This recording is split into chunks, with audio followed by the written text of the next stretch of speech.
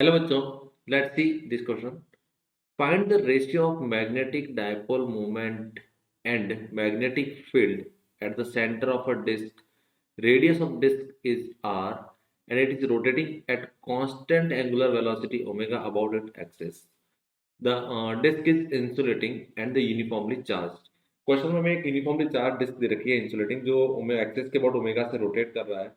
तो हमसे पूछा है कि डिस्क के सेंटर पे मैग्नेटिक फील्ड क्या होगी और मैग्नेटिक डायपोल मोमेंट का रेशियो क्या होगा. तो हम देख लेते हैं कि सिचुएशन क्या है. जैसे ये डिस्क है, ये आर रेडियस का डिस्क दे रखा है, ठीक है. सेंटर के बॉडी ओमेगा से रोटेट कर रहा है, ऐसे रोटेट कर रहा है, हमने मान लिया, ठीक. अब हम क्या करेंगे, अब हर एक पर जगह पे अलग अलग रेडियस पे देखोगे तो अलग अलग करंट होगी. तो हम यहाँ से आर डिस्टेंस पे जाते हैं और एक डी आर विड्थ का एलिमेंट मान लेते हैं, जिसकी विड्थ कितनी है, डी आर, ठीक है. अब आर डिस्टेंस मान लिया कि जो डिस्क दे रखी है उसकी सरफेस चार्ज डेंसिटी है वो सिग्मा है. कितना दे रखा है, सिग्मा सरफेस चार्ज डेंसिटी दे रखा है. हमें क्या फाइंड करना है, हमें मैग्नेटिक मूवमेंट कैपिटल है अपॉन मैग्नेटिक फील्ड बी का रेशियो फाइंड करना है. तो जो मैग्नेटिक मूवमेंट होता है वो होता है आई इंटू ए, और जो मैग्नेटिक फील्ड होगा वो सेंटर पे होता है mu naught I upon two R के बराबर होता है. ये एग्जैक्टली मैं ऐसे बता रहा हूँ, एग्जैक्टली फॉर्मूला, ये इनको रेशियो नहीं लेना है, ऐसा हमें फाइंड करना है क्योंकि यहाँ पे वेरिएबल अलग अलग जगह पर डिस्टेंस पे अलग अलग करंट फ्लो करेगी. तो आई इंटू ए फाइंड करना है. तो सबसे पहले हमें करंट फाइंड करनी पड़ेगी. तो जो करंट होगी दैट करंट इज इक्वल टू होता है Q by T, charge by time, या इसको q इंटू एफ लिख सकते हैं. और ओमेगा गिवन है, so omega is equal to 2 pi F हो जाएगा. यहाँ से हमें एफ मिल जाएगा. अब हमें क्या लिखना पड़ेगा, पहले चार्ज लिखना पड़ेगा. तो जो हमें आर डिस्टेंस पे एलिमेंट माना है डी आर बिट का, उसके लिए जब चार्ज लिखेंगे तो वो चार्ज कितना हो जाएगा, डी क्यू. और डी क्यू क्या हो जाएगा, sigma into area of that element, वो हो जाएगा 2 pi small R multiply D R. ये उसका एरिया हो जाएगा. तो यहाँ से हमें क्या मिल जाएगा, डी क्यू मिल जाएगा. तो हम छोटे से एलिमेंट के लिए जब डीएम लिखेंगे, मैग्नेटिक मूवमेंट लिखेंगे एलिमेंट के लिए, तो डीएम इज इक्वल टू हो जाएगा D I into area of that element. तो डी आई जब लिखोगे, डी आई का वैल्यू क्या हो जाएगा, डी क्यू इंटू एफ. और D Q S sigma 2 pi R into D R. और एरिया कितना हो जाएगा, पाई स्मॉल आर स्क्वायर.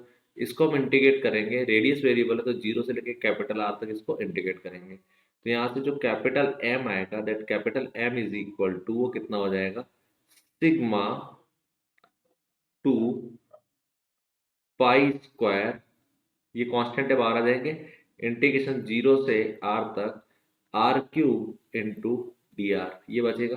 तो जब इसका इंटीग्रेशन करके लिमिट पुट करोगे तो capital M is equal to sigma 2 pi square R to the power 4 divided by 4.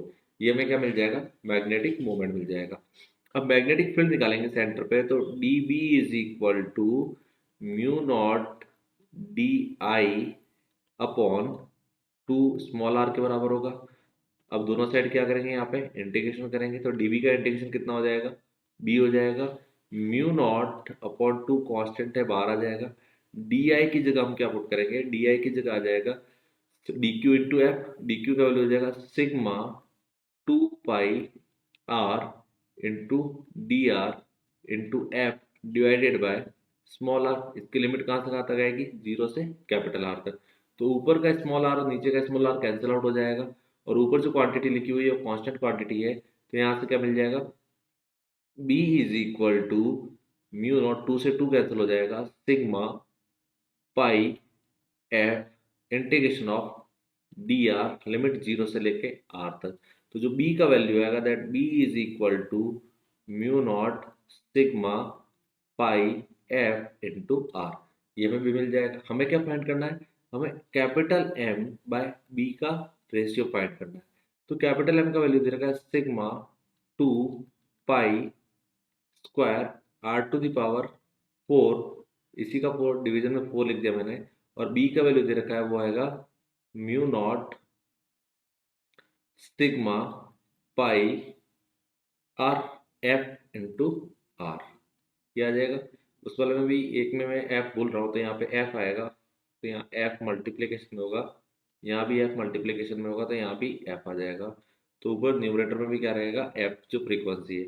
तो अब यहाँ से देखो, एफ से एफ कैंसिल आउट, एक पाई से पाई कैंसिल आउट हो जाएगा, सिग्मा से सिग्मा कैंसिल आउट हो जाएगा, टू से डिवीजन में टू कैंसिल आउट हो जाएगा, और आर की पावर फोर से एक आर कैंसिल होगा तो आर की पावर थ्री बचेगा। सो जो इसको कैंसिल आउट करने के बाद सॉल्व करने के बाद जो आएगा वो pi r cube divided by two mu naught. So final answer is pi r cube divided by 2 mu naught. Best of